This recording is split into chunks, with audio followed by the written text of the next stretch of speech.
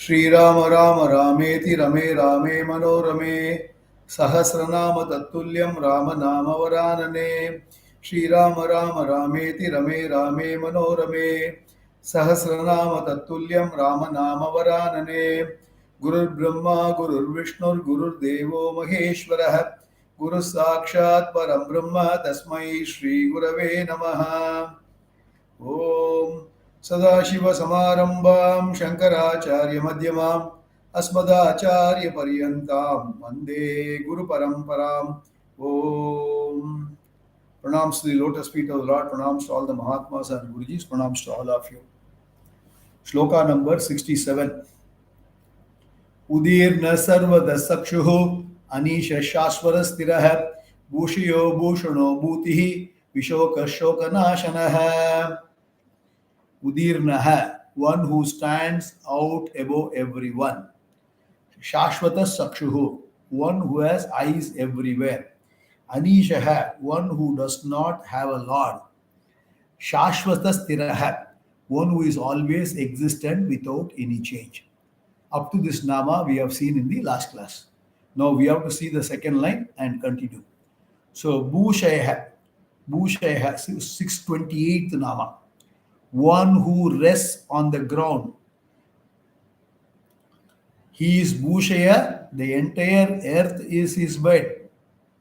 In the Ramayana, there is a reference. If the earth is his bed, the sheet is the grass, and the fan is the Vayu. Okay, this is also referred to Sri Rama, who rested on the shores of the ocean on his way to Lanka. So, the entire everything is Bhagavan's. So this is one way of presenting it. Then Bhushanaha, one who adorns. Bhagavan is adorned by ornaments, and so he is Bhushana, the adorner, in the form of all the stars and the planets, in the form of Milky Way and expanding galaxies, in the form of ocean and rivers, in the form of forests, colorful flowers, and so on. So he adorns the whole universe. Bhagavan is therefore Bhushana. And in his avatars as Sri Rama and Sri Krishna, which he took by his own wish, by walking on this earth, he adorned the earth also. That's why the Ramayana and Mahabharata are very famous, and they are called Itihasam. I have explained it before. Now, Itihasam, as documented as it happened. It is a history. We never say it is a story. It is not a story. It is written. When there's a Mahabharata was documented by Vyasacharya, and Ramayana was documented by Valmiki, and during the period when the Rama and Krishna and Rama lived in their respective ages. So that is very important. Then Bhutihi, the source of existence and all glories. The word Bhuti has the meaning of Bhavana or Satta, existence, and Vibhuti, the glory. Being the Satta, existence in all beings, Bhagavan is Bhuti. Every glory is his glory. Again, being the cause of all Vibhutis, he is the Bhuti. We say in Bhagavad Gita, Yadyad Vibhuti Matsatvam Srimatur Jitameva. Whatever. Everything is my glory only. Bhagavan clearly says, whatever you see, everything is my glory. Then Vishokaha, one who is free from sorrow. Being of the nature of limitless Ananda, he is always free from sorrow. Hence he is called Vishoka. Bhagavan has neither the fear of losing desirable things nor the moha attachment to anything or anyone to have sorrow. And so in the Chandogya Upanishad, we describe him as Vishoka. That's why we say in the Bhagavad Gita also, Name Partasti Kartavyam Trishu Lokeshu Kinchana. I have nothing to accomplish. And I don't have any issues because I don't have Namam Karmani Limpanti Name Karma Pales Priha. There is nothing to be accomplished. I am never attached to anything, so I don't have any issues. So I am Akarta Abhokta. That means I am neither the doer nor the enjoyer. So how does he do? Because how does he say? Because as Atma never does anything. Atma is Nirgunam. Only this body-mind complex operates, and Bhagavan in his avatar also, he says, I am not doing anything. And he says there in the fourth chapter, if you also can be like this, that's the beauty. So when he says be free from sorrow, and he can also be free from sorrow by what? The way Bhagavan thinks as in the Avatara Purusha, he says, I am not this body mind. Similarly, we think as we are not the body mind, we are neither the doer nor the enjoyer. So we can live happily. The same thing. So Vishokaha. Then Shoka Nashanaha. He is the destroyer of sorrow. He is the destroyer of sorrow. This Dhamma is connected to the previous one. We invoke the Lord as Vishoka, as one free from sorrow, and pray to him to make us also Vishoka, free from sorrow. When we thus remember him and repeat his names, he destroys our sorrow. And when we know him as our very self, he totally destroys all our sorrows of samsara. Thus, he is Shoka Nashana. Only thing is, we have to surrender to him. We have to study the scriptures properly. He will remove all our sorrows. Once you study the scriptures, scriptures show you what? Aham Brahmasmi. Then all the shokas have gone. Having no problem is the only problem, as I often say. So this is the shloka number 67. Now we will go to shloka number 68. Archismanaschita kumbha Kumbho विशुद्धात्मा विशोधनः अनिरुद्धो प्रतिरतः प्रद्युम्नो मिदविक्रमः.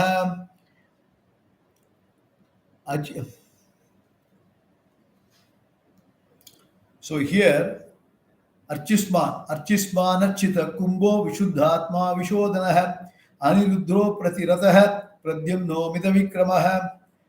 So let us take the Nama Archisman, the effulgent. Archis means a ray of light, and Archismans means the one who has the rays of life and is effulgent. As the Adibhuta aspect that is outside, he is the form of sun and moon, stars, which are all Archismans. All of them are effulgent, radiant. They radiate light. He is the main luminary because of whose effulgence the sun, moon, and others shine. Understand this. They are all with the blessing of the Lord, which is the conscious principle, which is enlivening principle. That is what make all these devatas work. And as Adhyatma aspect, the rays of senses and mind come to light light up the entire world. Because Bhagavan as the individual, he enlivens our body and mind, and thereby all our sense organ and mind works, and we are able to interact with the world. So he is the light of consciousness in the senses and in the mind, and he is the main Archisman who is full of light and makes all the luminaries Archismantaha by leading light to them. And the equivalent reference in the Bhagavad Gita, 15th chapter, Yadadityagatam tejaha jagatbhasayate kilam yaschandramasi yachagno tattejo vidhi mamakam. Beautiful shloka. Shloka number 12 in the 15th chapter, Purushottama Yoga. You can go and refer those who have studied Gita. Then Architaha, one who is worshipped. He is Archita and worshipped by all the time by everyone. He is worshipped even by Brahmaji and all other devatas who themselves are worshipped by all the worlds. So how can we say that he is worshipped by all when there are so many atheists? They need not offer flowers or do namaskara. Every form that is seen goes and falls at the altar of the Atma. Not only in the human being, but also in every being. So whatever is perceived by any sense organs goes and falls at the altar of consciousness.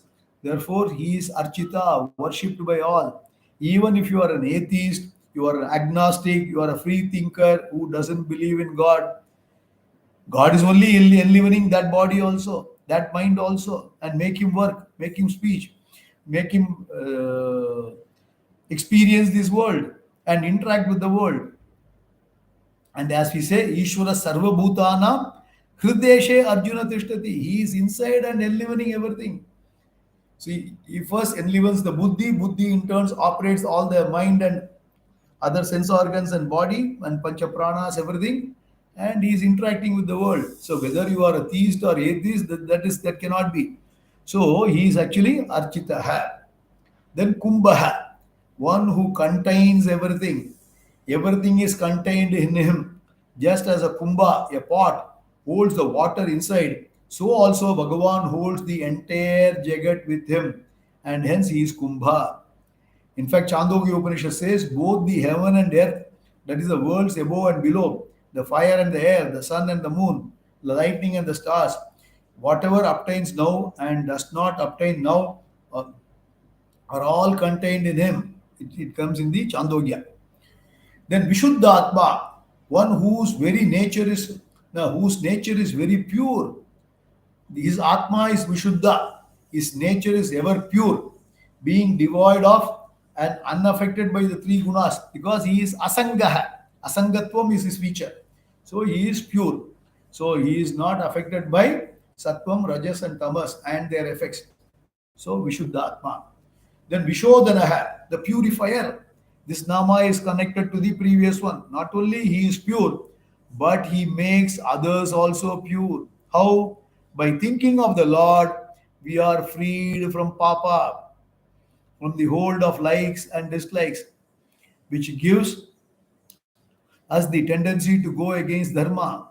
All our conflicts and notions of insignificance go away. That he is Vishodhana, the great purifier. So once you surrender to the Lord, once you are in the feet of the Lord, He will direct all our thoughts in the dharmic path and finally take us to the Jnana Yoga. And so He purifies our mind. Pavitranam pavitram yo mangalanam cha mangalam. We have seen earlier. So understand that He is a purifier. Then Aniruddha, the unobstructed. So Aniruddha means the one who is unobstructed. The Lord cannot be stopped or obstructed by anyone. According to Vyasa, Vishnu, who is of great fame, manifests in four forms: Vasudeva, Sankarshana, Pradyumna, and Aniruddha, and carries on the work of creation, sustenance, and resolution. So Aniruddha is the one in charge of sustenance. A lot of people name the child as Aniruddh. So it's a very popular name nowadays. Then Apratirataha, one without adversary, one without any adversary. So Pratirata means an enemy, an equal adversary in a war. So Parameshwara has no Pratirata, adversaries, and he blesses everyone. He blesses even those who are against him. So he is the Apratirata. As Sachidananda Atma, he lights up their thinking also. So that's why Bhagavan says in the Gita, Samoham Sarva Bhuteshu Name Dveshyosti na Priya. I have got no enemy at all. I have got no hatred on anyone. He bhajanti tu mam bhaktya mahite deshu chapyaham. Whomsoever is coming to me, I will give them. I will bless them. Give them means I will bless them. Because when you surrender at the feet of the Lord, you are generating punyam.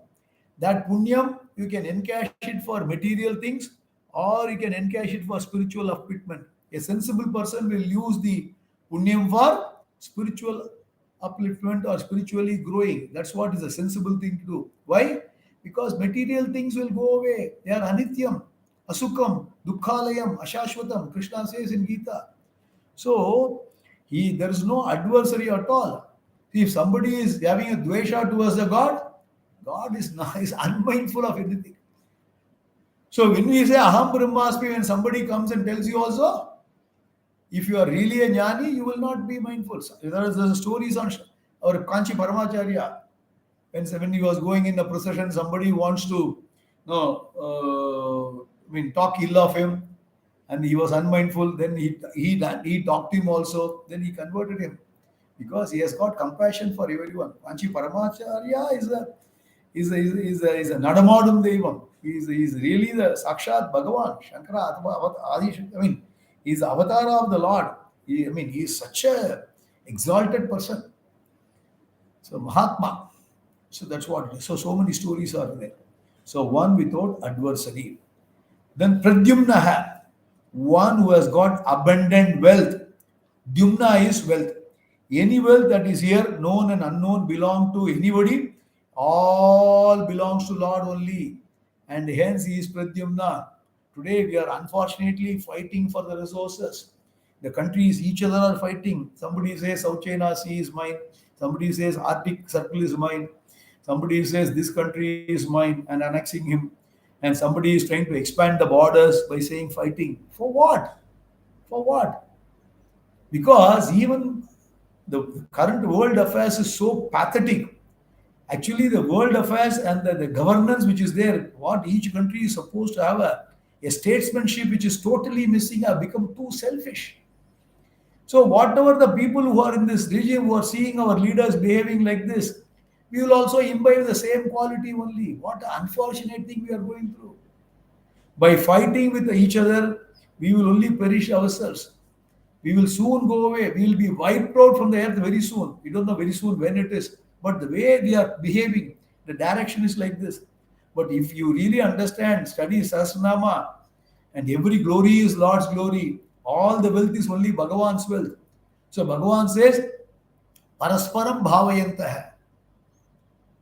यज्ञाता कर्मणोन अन्यत्र लोकोयम कर्म बंधन है तदर्थम कर्म कृतेय मुक्त संग समाचर सग यज्ञ प्रजा सृष्ट्वा पुरोवाच प्रजापति अनेन प्रसविष्यद्वम येषवो तिष्ठ कामदुक देवान् वैतानेन ते देवा भावयन्तः परस्परम भावयन्तः श्रेय परम वाप्स्यत. Beautiful shlokas coming in the Karma Yoga portion in the 3rd chapter. All of you have sharing attitude, support each other, and do everything as Yajna Bhava. Your life has to be full of contribution. There is Adhikaram called Oppuravu Arigal. Oppuravu Arigal means the life has to be full of contributions only.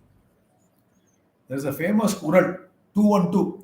Those who do not know Tamil, go and look at the English one.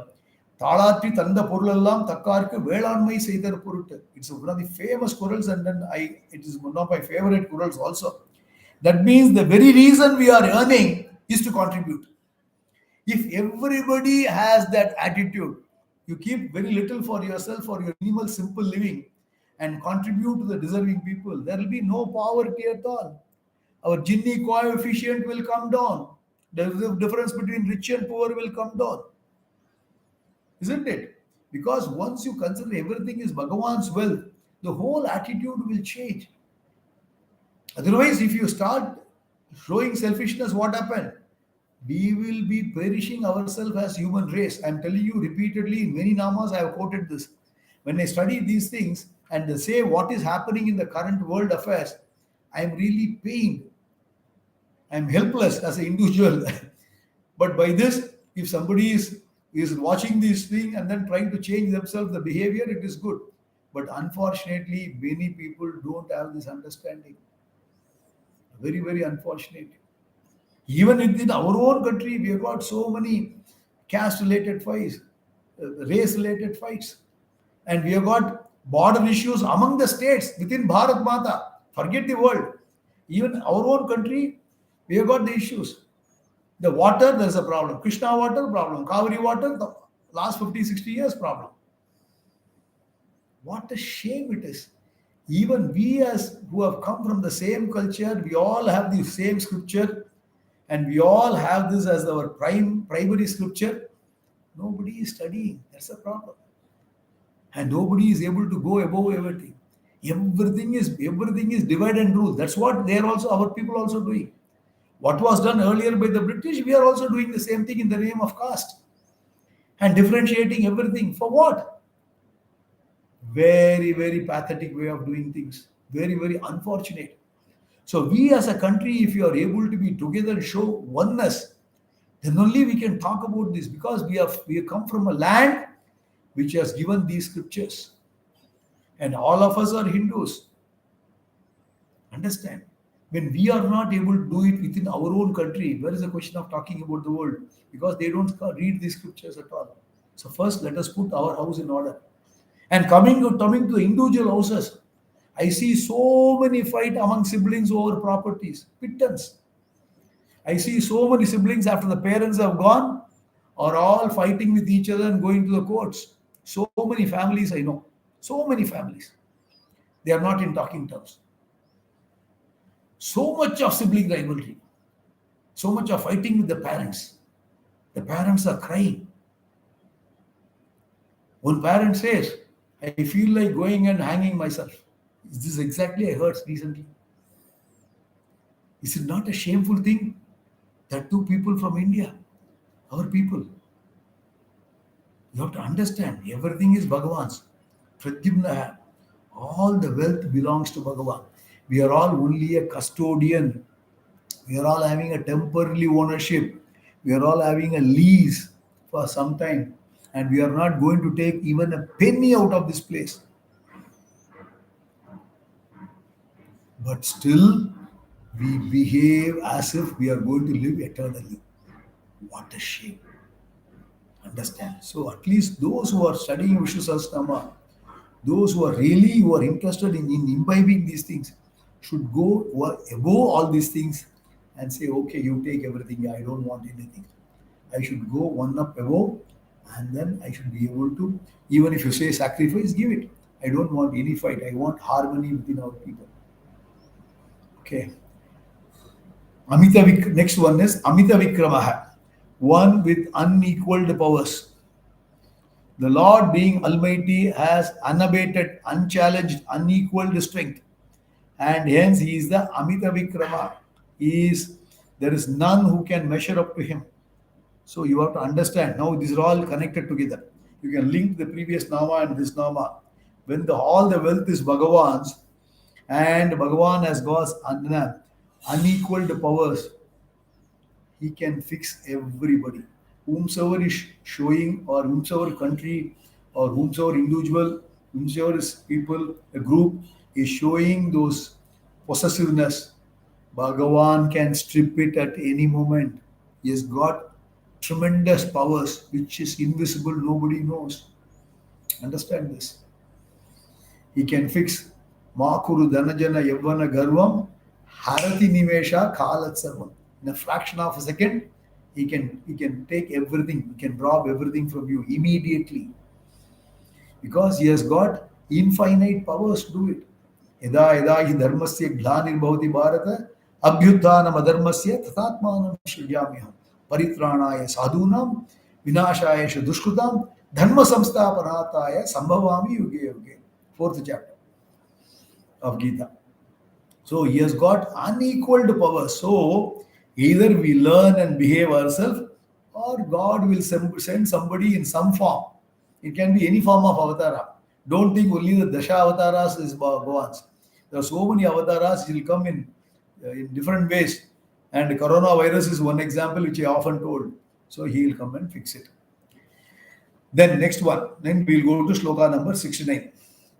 Kala neminiha viraha shauri shura janeshwaraha tulokatma tulokeshaha keshava keshiha harihi. Kala neminiha viraha shauri shura janeshwaraha tulokatma tulokeshaha keshava keshiha harihi. Kala nemiha, one who has killed the demon Kala Nemi. Bhagavan gains the name Kala Nemi, Kala Neminiha. Sorry, not Kala Nemiha. Kala Neminiha. So since he is killed Kala Nemi, an Asura, the Purana say it was the Kala Nemi who was born as Kamsa. So Kala Nemi also means the rim of the wheel of Kala, time. So Kala Nemi, the wheel of time, keeps all the jivas without any exception under its spell. And when we are samsaris in time, we change, age, and are destroyed by time. And even while being alive, the wheel seems to move so fast that we have no time for many things. The one whose grace will take care of the Kala Nemi, the spell of the spin of time, is Kala Nemi Niha. Kala Nemi Niha. So what does it mean? One should not waste time. The most precious commodity is time. Every second, every minute gone is gone. It will not come back. 15th April 2022 is gone. As we speak, 1 hour ago has gone. So one should be One should be able to utilize every moment in the self-improvement towards the Atma Jnanam, towards the improving the personality, Chitta Shuddhi, and gaining the knowledge. That's very important. Then Viraha, the courageous, we have seen in 401 and 658. He's coming in 658. We have seen in 401. For Viraha, he is Veera because Veerayati makes his enemies run away from him, or because Ira, wavering or turning away from any situation, is ever seen in him. If one wants to be courageous, then one should visualize, meditate, and understand Ishvara as Veera, as one who is courageous and has got no fear. So Bhagavan gives a long rope to all of us. And my favorite topic now is the global warming. He has given enough indications.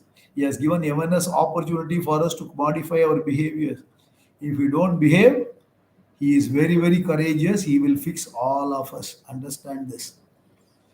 Then Shaurihi, the one born in the Shura clan. Since Sri Krishna was born in a family of Shura as the son of Vasudeva, he is a Shauri. Then Suresh, Shura Janeshwara, Lord of Shuras. Among the members of the Shura clan, he is the best. Or in the society, all the courageous people draw their courage from Ishvara, and so he is called Shura Janeshwara. He excels even Indra and other devatas in valor. That's what it is, Shura Janeshwara. Then Trilokatma, one in the form of three worlds. One in the form of three worlds. He is the one who is in the form of the three lokas. The worlds that can be counted as 14 because there are 6 above and 7 below, but or as the three because the earth and below and that which is above. So it is only a short form, 3 lokas we say, but all the 14 are included. Or 3 can be Stula Prapancha, the physical world, Sukshma Prapancha, the subtle world, and Karna Prapancha, the causal world. The physical, the subtle worlds collapse into the causal world. The cause is always there because the unmanifest become manifest, manifest become unmanifest. We have seen all these details before. The entire physical order is constituted of the psychological, biological, physiological, epistemological, and even ethical order. The physical world is meant for the sentient, the conscious, the pranadhari. If there's no conscious being, then who would see the world? Mountain cannot see the mountain, right? Or the river. And all the 3 lokas are manifestation of Ishvara in the form of various orders. He is the Antaryami, the one who pervades all the lokas. And hence Trilokatma, all the 3 lokas. That means the 3 lokas is a condensation of all the 14 lokas, the entire prapancha. Or another way of putting is Ishvara being the Upadana Karana, the material cause, is the Atma, the truth of all the 3 worlds. In the case of the pot, there is only one clay. Other than the clay, there is no pot at all. In all the 3 lokas, there is only only the Atma, which is the truth, which is Satyam, Jnanam, Anantam, Brahma, as mentioned in the Taittiriya Upanishad. The 3 worlds cannot stand apart from him. They are Atma, hence he is Lokatma. So he is the entire, everything is Bhagavan. Repeatedly, we will put it in different ways. Everything is Bhagavan. That's important to understand. That is what you need to understand. Then Trilokesha, the ruler of 3 worlds. Parameshwara as the material cause, as the Upadana Karanam is in the form of 3 lokas. He is also the maker, the efficient cause or intelligent cause of the 3 lokas. So according to his law and order, according to his law and order alone, all the 3 worlds function, and hence he is Trilokesha. Triloka Isha. Triloka Isha. He is the lord of all the 3 worlds. 3 lokas. Then Keshavaha. We have seen this as a 23rd Nama earlier, long back. One who manifests as the rays or energy. Earlier we have seen the rays of sun, moon, stars, and all the luminaries like their hair, and hence called Kesha. It is the glory of Bhagavan alone that is manifest in the form of all these luminaries. And so their Kesha rays really belongs to him. Possessing him in Keshas, he is the Keshava. He is the Pratyagatma, or inner essence of all, and hence his nature is consciousness. Every thought is a ray of consciousness. Every perception is also a ray of consciousness. And the Dakshinamurti Stotra gives the analogy of a pot. There's a pot with five holes, and the light is placed inside the pot. The five beams of light emanate through the five for these through these holes, and each beam lights up the object in its path. Similarly, the consciousness goes out as though now through the senses like eyes, ears, and so on in the form of vritti. And these are all the rays. And the one who has these rays is called Keshava. Alternatively, alternately, you can say Kesha means represents the Shakti, power of Brahma, Vishnu, and Rudra, because he has all these powers with him for the sake of creation, sustenance, and resolutions. So he is Keshava. So Shruti uses the word Kesha in the meaning of Shakti. Trayaha Keshinaha. It comes in the Rig Veda. Then Keshita. Keshita, one who killed the Asura Keshin. So this is with reference to the Krishna Avatara. Keshi was an Asura who was sent by Kamsa to kill Sri Krishna. When he was a child, this Asura was killed by Sri Krishna, and hence Bhagavan is called Keshiha. A Jiva has got certain negative qualities, and because of that, he is an Asura. All these Asura-like ways of thinking and expressions are destroyed by Bhagavan, and he is called Keshiha. You have to understand every Puranic story, whatever you read in Bhagavatam or any other Purana, they are all the easy way of presenting what is there in us. We have got the Devi Sampat and Asuri Sampat. Asuri Sampat is what? Negative tendencies. We have to dilute the negative tendencies and then improve the Devi Sampat. Go to the 16th chapter of Gita. Everything is explained very clearly. So only with the grace of Bhagavan, a human being can destroy the Asura Keshi within himself. You require the Ishvara's grace. At the same time, our individual effort is very important.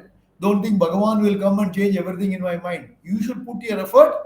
Then Bhagavan also, as a Pratyagatma, he will direct you in the right path. So your free will is very, very important. You must put your effort. Then Bhagavan will support. Always I have told the pull engine and push engine. The pull engine is the free will. The push engine is the grace of the Lord. They go together. Understand? It is not one or other. We require both. That's what. Then Harihi, one who removes samsara. Harati iti Harihi. The Lord is called Hari because he removes. What does he remove? When invoked by proper actions, he removes all our papas. He also removes all the samsara along with its cause. That is the self-ignorance. Our samsara, all the problem, stress, strain, anxiety, fear, anger, frustration, everything is because of what? Because of what? Because self-ignorance. We don't understand. We don't know what my true nature is.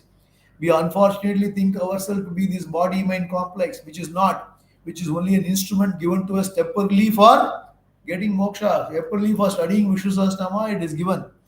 And then understand I am the Atma. For that only this body-mind is given. But unfortunately, we perpetuate self-ignorance by not studying the scriptures. It is because of his grace that one is taken to the teacher and the teaching. Thereby one gains the knowledge, and this knowledge removes the ignorance. Thereby totally removes the samsara. Hence Bhagavan is called Hari. Hari. Then move on to shloka number 70. Kamadeva Kamapalaha Kami Kanta Kritatmanah Anidyeshava Vishnu Shiro Nando Dhananjaya. Kamadeva Kamapalaha Kami Kanta Kritatmanah Kritagamah Kami Kanta Kritagamah Anidyeshava Vishnu Shiro Nando Dhananjaya. Kamadeva, the god of love. Kamyate iti kamaha, whatever is desired by people in the form of the purusharthas, such as dharma, artha, kama, and moksha is kama. It is a common one. Chaturvila pala purushartham. It is Bhagavan alone who is in the form of these purusharthas and the giver of these purusharthas, and hence he is kama and deva. He is a Kamasya Deva, the god of love, and is called Kama Deva. Kama is that which attracts, that which is joyous. Generally, the god of love, Manmata or Kama, is depicted as having a bow of sugarcane and an arrow of flowers, and people who are hit by its fall in love and then never rise again. If one has the grace of Bhagavan, then one grows in love and does not fall because of love. So Bhagavan is in the form of Kama Deva, the god of love, who is necessary for the propagation of all the species of living beings. He is the Kama Deva also because he is the Lord of the god of Kama, and helps us to keep our love under check and uses it as a means for inner growth. So everything is Bhagavan. Then Kama Palaha. He is the protector of desires, not Kama Balaha, it is Kama Palaha. He is the protector of desires. For the Adhikaris, those who deserve, he is Kama Pala, protector of their Kama, desirable things that is achieved. And alternatively, he is the protector of Kama, the love. Love expresses as Ananda. It cannot turn into pain. Okay? And he protects that love with Ananda. So a lot of grace is required for love to remain as happiness. Otherwise, love can evoke unconscious, which can express as hatred and bitterness. And one loves only the person that one trusts because all that one had missed from father or mother one saw seeing in that loved person. Later, the same love evokes all the bitterness and causes negative transferences, which makes one blame the loved one. Earlier, you love him, later, you say, I don't love you. This trusted person who does not know what is going on, blame is always because the love is too much. This is transference. The very thing that one loves, one may destroy and strangulate.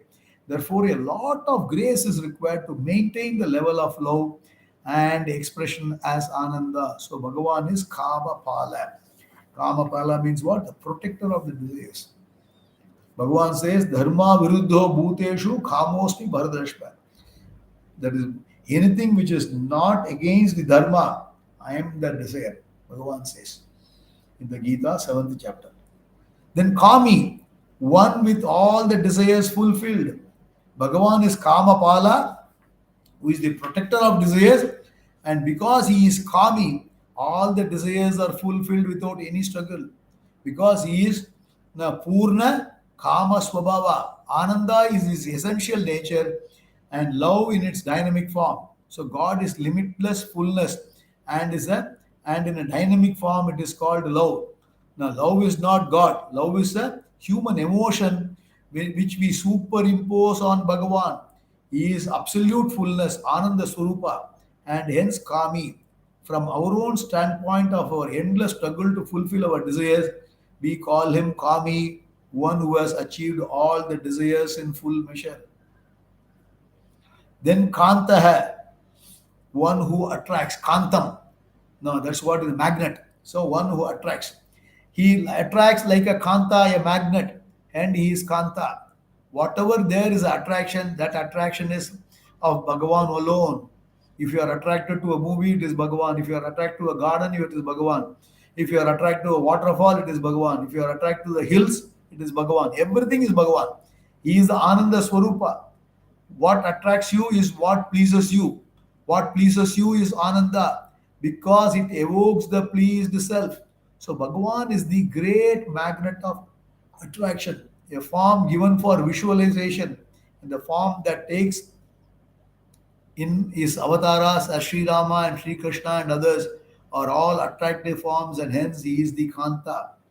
Or he brings about the Anta, end, to Ka. That is the Brahma at the end of his lifespan, and hence also he can call him as a Kanta.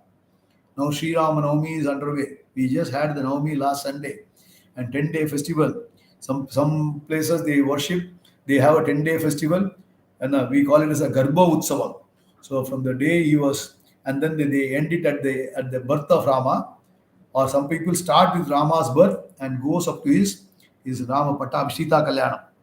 Or some places you have a 20-day celebration also, right? From Garbhotsavam and also the with the Kalyana Utsavam. Both are being celebrated. So huge celebrations going on all over India and also all over the world.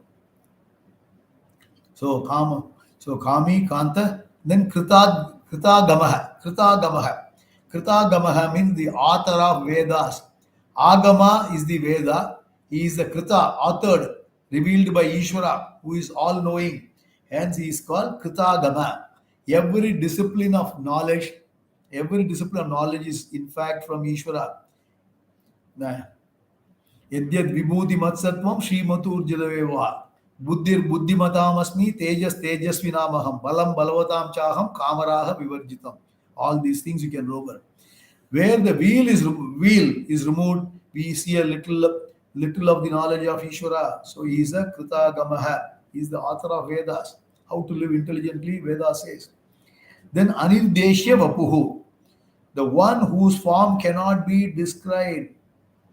The manifestation of Bhagavan is physical, subtle, and causal. All these are all these real or unreal. He is Vapu. His Vapu is Anirdeshya. His manifestation cannot be categorically said as real or unreal, and hence he is Anirdeshya Vapu. Generally, we understand the objects and persons having his name and this form and these attributes. Lord, being of all the nature of Satyam, Jnanam, Anandam, and Anantam, and being free from any form and attribute, cannot be pointed out with any particular name, form, and attribute. And he is Anirdeshya Vapu. Then Vishnu, we have seen again in the second Nama, now Vishwam Vishnu. That's why we started the first shloka. Then in the 258th Nama, we have seen Vishnu means the all-pervasive. He is Vishnu, he is all-pervasive. His manifestation is in every sphere. Sri Krishna himself explains in the Mahabharata, now pervading the heaven and earth, my splendor goes still further. And because I pervade, traverse the entire universe, I am known as Vishnu.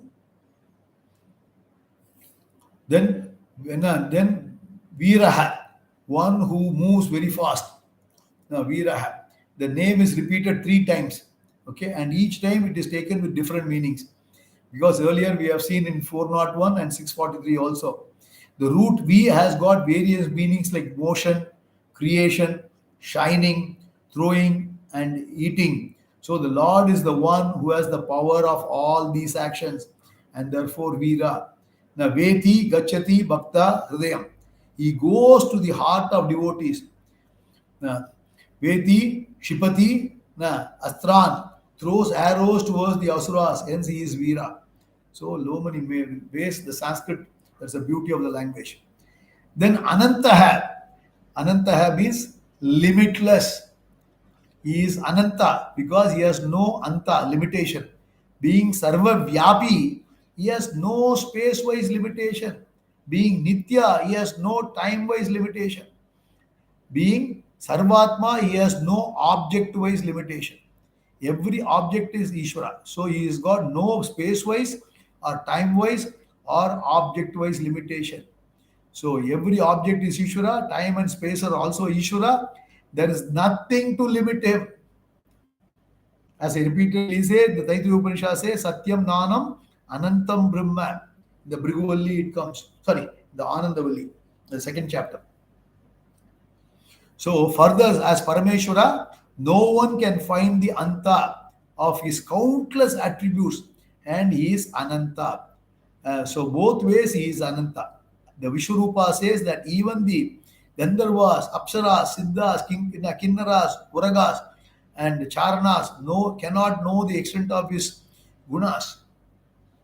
Then Dhananjaya, the conqueror of wealth. Now Arjuna is called Dhananjaya because he won a lot of wealth for the Rajasuya Yaga of the Yudhishthira. In the Gita, Bhagavan says, Pandavanam Dhananjaya.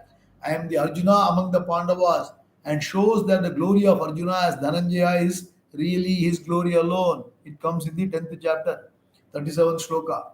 Or the name can be seen as such. He is the one to whom all the wealth belongs, and he is the one because of whose grace one wins different forms of wealth. You can put it in multiple ways. Hence, in a health, children, home, marriage, all these are wealth. And by His grace alone, one gets all these things. We invoke the Lord as Dhananjaya so that we can gain all forms of wealth from Him. So I will stop here.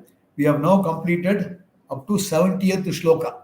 So we will start the 71st shloka in the next class. We have got few more shlokas left.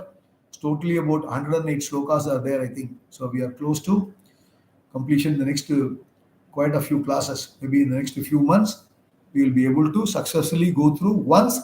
That too a fairly a little bit of vichara we have done. In fact, there are people who are taking each Nama and done one class for 1 hour, with so many stories going on.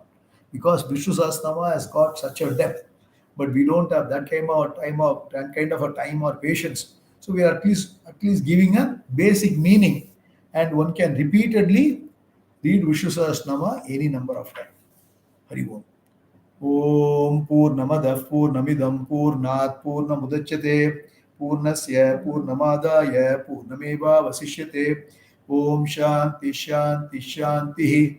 Loka Samasta Sukhino Bhavantu. Loka Samasta Sukhino Bhavantu. Loka Samasta Sukhino Bhavantu. Swasti Prajabhyah Paripalayantam Nyayena Margena Magi Magishaha. Bhubrahmanebhyo Shumas Nityam Loka Samasta Sukhino Bhavantu. Shri Guru Bhyo Namah, Shri Krishna Arpanamastu. Hari Om. Hari Om. Namaskaram. Namaskaram. Thank you.